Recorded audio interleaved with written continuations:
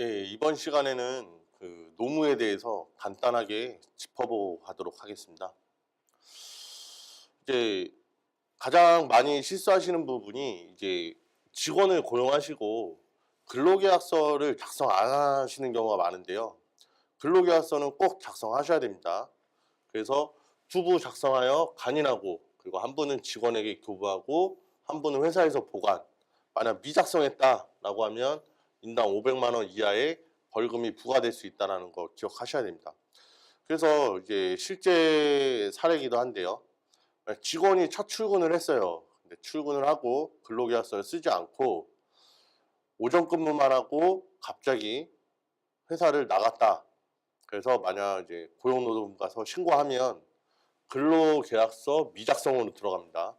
그래서 항상 직원을 고용하시면 첫날 출근했을 때 책상에 앉자마자 근로계약서부터 작성하셔야 됩니다. 그 다음에 아시다시피 최저임금 올해부터 6,470원으로 인상됐죠. 그래서 이 부분 주의하시면 되고, 만약 어기면 3년 이하의 징역 또는 2천만 원 이하 벌금 부과된다. 월 최저임금을 월로 환산하면 한 135만 2,230원 정도 된다라고 보시면 될 것 같습니다. 이제 직원이 퇴사하겠죠. 그럼 이제 퇴직금 지급, 급여일과 무관하게 퇴사 후에 14일 이내에 지급해야 됩니다. 만약 미지급하면 역시 3년 이하의 징역 또는 2천만 원 이하의 벌금이 나온다라는 거 주의하셔야 되고요. 만약 회사의 자금 사정이 안 좋아서 퇴직금을 좀 늦게 줘야 되겠다라고 하면 그 경우에는 서면으로 14일 이내 지급을 못하니 언제까지 지급하겠다라고 해서 서면 동의를 꼭 받으셔야 돼요. 그래야지만 이런 3년 이하의 징역 또는 2천만 원 이하의 벌금 해당 사항이 없으십니다. 꼭 주의하셔야 되겠죠.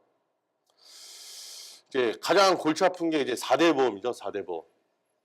그래서 아시다시피 이제 근로자 그러면 이제 소득세 원천 징수할 때는 이제 근로 간이 세액표라고 있습니다. 간이 세액표에 따라서 이제 원천 징수하면 되고요. 퇴직금 지급 대상이 되려 그러면 근로자는 1년 이상 근무를 해야 되고요. 4대 보험은 무조건 가입이겠죠. 정직원이니까. 그래서 이렇게 4대 보험 가입한다라고 보시면 되고, 일용직 이제 1급 10만 원 내는 비과세입니다. 소액징수부까지 하게 되면 13만 7천 원까지 만약 1당 지급하게 되면 비과세가 된다라는 거 주의하시면 되고, 이제 일용직도 만약 이제 직원으로서의 그 회사의 종속성이 인정된다고 하면 1년 이상 일용직으로 근무하게 되면 퇴직금 지급 대상입니다. 그래서 이 부분 조금 주의하시면 되고요. 이제 4대 보험은 무조건 가입해야겠죠. 그리고 국민연금 월 8일 이상 또는 60시간 이상 근무하면 국민연금 가입 대상입니다. 그래서 조금 주의하셔야 되고, 건강보험 역시 이제 업종마다 조금 다르긴 한데 건설업 같은 경우는 월 20일 이상 근무하게 되면 건강보험 역시 의무 가입 대상입니다. 그리고 고용보험 무조건 가입해야 되고요. 그래서 이런 보험 문제 때문에 이제 요새는 일용직 분들이 많이 프리랜서로 돌아섰습니다. 그래서 보시면은 총 지급 금액의 3.3% 원천 징수해서 납부하면 되고요. 그리고 이제 4대 보험 문제는 없죠. 프리랜서들은 기본적으로 개인 사업자라고 보기 때문에 이분들은 다 이제 지역 가입자로 돌아가게 돼서 본인이 4대 보험에 대해서 100% 부담하게 됩니다. 그리고 역시 요새 소송이 많이 걸리고 있습니다. 그래서 이제 근로자로 인정되면 이제 1년 이상 근무했을 때 퇴직금 지급해야 된다. 이 부분 주의하셔야 돼요. 그래서 지금 이제 사회적으로 이슈가 많이 되고 있는데요. 채권 추심원 아니면 이제 야쿠르트 이제 판매하시는 분, 그리고 이제 미용실에서 일하시는 이제 미용사분들, 소송이 이제 간간히 걸리고 있는데요. 만약 종속성이 인정된다라고 하면 퇴직금 지급 대상이다. 그래서 항상 주의하시고 염두에 두시면 되겠습니다. 이제 대부분 이제 소규모 사업장에서 직원들에 대해서 이제 4대 보험 납부가 힘든데요. 그래서 이제 나라에서 지원해 주는 게 두루누리 지원 사업입니다. 지원 사업이란 보시면은 10명 미만입니다. 10명 미만 소규모 사업장이 고용보험, 국민연금의 일부를 지원하는 경우입니다. 건강은 아니에요. 건강은 해당이 없다라고 보시면 됩니다. 지원 요건, 이제 사업장 요건은 근로자 수가 10명 미만이어야 되고, 근로자 요건도 있어요. 근로자 요건이 월 평균 보수가 140만 원 미만 근로자인 경우에요. 그래서 보시면은 아까 최저시급이 한 135만 원 조금 넘었죠. 최저시급보다 조금 더 많이 받으시는 분들이 해당이 된다라고 보시면 됩니다. 이런 요건을 갖추고 지원을 하게 되면 사업주 부담금, 근로자 부담금을 전부 최대 60%까지 지원해 줍니다. 그래서 60%가 가벼이 여길 금액은 아니고요. 생각보다 많으니까 이 부분 꼭 지원하셔가지고 지원받는 게 이제 그나마 자금이나 이런 쪽에서 좋다고 보시면 됩니다. 이제 그 밖의 사항을 한번 살펴보도록 하겠습니다. 이제 보통 이제 사업을 양도 받으시는 경우도 있고 아니면 뭐 매장에 들어가는 경우도 있는데 그때 권리금 문제가 항상 발생하죠. 그래서 사업 양도 시 과세 문제를 한번 볼게요. 그러니까 일반적인 사업 양도면 부가가치세가 과세가 됩니다. 그러니까 내가 만약 지금 현재 사업장을 가지고 사업을 하다가 이 매장을 누군가한테 양도했다라고 하면 이제 건물, 차량, 설비, 재고 등 이 부분에 대해서 부가가치세가 과세가 된다라는 거. 그리고 흔히 말하는 권리금 많이 있죠. 권리금에도 부가가치세가 과세됩니다. 주의하셔야 되고, 이제 내가 만약 팔고 권리금을 받았다라고 하면 저한테는 사업소득이 아닌 기타소득으로 들어가서 과세된다라는 거를 주의하셔야 돼요. 그 다음에 사업의 포괄적 양도 시 과세 문제는 부가가치세는 과세되지 않아요. 포괄적으로 양도할 때. 그래서 비과세. 그리고 권리금도 부가가치세가 과세되지 않기 때문에 부가가치세는 안 붙죠. 대신에 기타소득으로는 과세가 됩니다. 그래서 양도하실 때 항상 이 부분을 염두에 두세요. 대부분 지금 관행상 권리금 같은 경우에는 임용계약서를 쓰시는 경우가 많은데 만약 사업을 양수받으신다고 하면 이 부분에 대해서 세금계산서나 아니면 어떤 증빙자료가 있어야 비용 처리가 가능하기 때문에 양수하실 때는 항상 이 권리금에 대해서 증빙을 받을 수 있도록 하시는 게 바람직합니다. 그래서 개인 사업을 하시면서 세금을 되게 가볍게 여기시고 체납한 경우가 있으세요. 그래서 체납할 때 불이익은 어떤 게 있는지 한번 보도록 하겠습니다.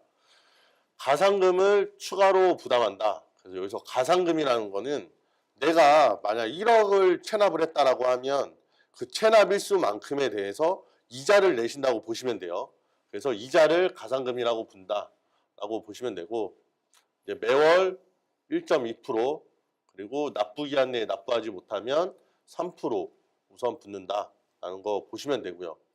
이렇게 고지를 했음에도 불구하고 만약 그래도 계속 체납을 한다라고 하면 재산 압류 고지 나가고요. 그 다음에 공매 절차로 들어갑니다. 그래서 도촉장이 발부되고 도촉장을 받고서도 세금 납부를 하지 않으면 압류하고 공매가 진행된다. 신용정보 자료로 제공돼서 금융거래상 불이익이 있습니다. 그래서 항상 주의하셔야 돼요.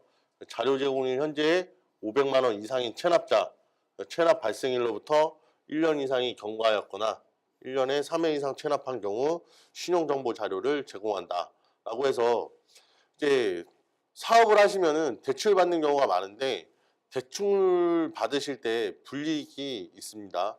그래서 이 부분 신경 쓰셔야 돼요. 그래서 항상 이제 세금은 절대 체납하면 안 된다라는 거 꼭 기억하시기 바랍니다. 이제 사업을 하시다가 만약 잘 안 되면 폐업을 하는 경우가 있겠죠. 그럼 폐업을 하게 되면 꼭 폐업 신고서를 작성해서 사업자 등록증과 함께 제출해야 돼요. 그래서 이 부분 주의하셔야 되고 부가가치세 확정 신고서에 폐업 연원일 및 사유를 적고 신고서와 함께 사업자 등록증을 제출해야 된다라는 거 기억하셔야 되고요. 네, 아까 말씀드린 것처럼 부가가치세 및 소득세는 꼭 신고 및 납부하셔야 돼요. 폐업일이 속한 달의 말일부터 25일 이내에 부가가치세 신고하셔야 되고 종소세는 다음해 5월 달에 꼭 신고하셔야 돼요. 보통 사업을 하시다가 폐업을 하시면 또 다른 사업을 하시거든요. 그래서 아까 말씀드린 것처럼 꼭 소득세 신고를 해서 결손이다라는 거를 먼저 확인 받으시고 나중에 사업하셔서 이익이 날 때 그때 결손금을 이제 사용하셔가지고 절세를 조금 하시면 유리하겠습니다. 그리고 만약 미신고한다 그러면 가산세와 함께 납부세액을 결정고지 하게 됩니다. 그래서 주의하시면 될 것 같습니다. 이번에 소개시켜 이제 말씀드릴 부분은 이제 국세청에서 이제 사용하는 이제 시스템이에요. 소득 지출 분석 시스템입니다. 그래서 국세청에 통보되는 자산의 증가 내역 그리고 소비 지출액을 5년간 분석해서 그 결과를 신고 소득 금액과 대비해서 탈루 혐의 금액을 추정하는 시스템입니다. 지금 보시면은 소득 신고액이 5년간 5억을 신고했어요. 근데 뭐 부동산이랑 주식이랑 예금 뭐 이렇게 기타 등등 해서 총 8억 원의 자산이 증가했습니다. 그리고 소비 지출, 신용카드, 현금 영수증 쓰시죠. 5년간 2억을 썼다라고 하면 탈루 및 증여 추정액으로 보는 거는 총 자산 증가, 그 소비액 합쳐서 총 10억이죠. 10억. 근데 5년간 내가 신고한 소득 금액은 5억밖에 되지 않아요. 그럼 5억이 모자르죠. 그 5억을 탈루 소득 및 증여 추정액이라고 봅니다. 그래서 이거에 대해서는 세무조사를 받게 되시겠죠. 그래서 항상 이제 세금을 이렇게 탈세를 하시면 나중에 나의 자산 형성과 소비 지출할 때도 문제가 발생한다. 이 부분은 항상 주의하셔야 될 것 같습니다. 그 다음에 말씀드릴 거는 이제 세법상 했을 때 좀 억울하다라고 했을 때는 법에 의한 권리 구제 제도가 있습니다. 만약 이제 고지 전이면 과세 전 적부 심사를 이제 신청할 수 있고요. 고지 후에는 이의 신청, 뭐 심사 심판 청구 그리고 행정 소송으로 갈 수 있습니다. 근데 이렇게 권리 구제 제도를 이용하실 때는 솔직히 개인이 진행하시기엔 되게 힘드세요. 그래서 항상 세무 전문가와 함께 이 진행을 하시면 될 것 같습니다. 예, 이상으로 그 개인 사업자들의 세금 교실을 이제 마치도록 하고요.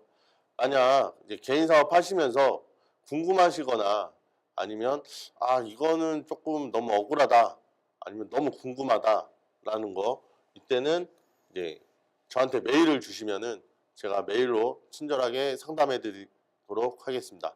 예, 감사합니다.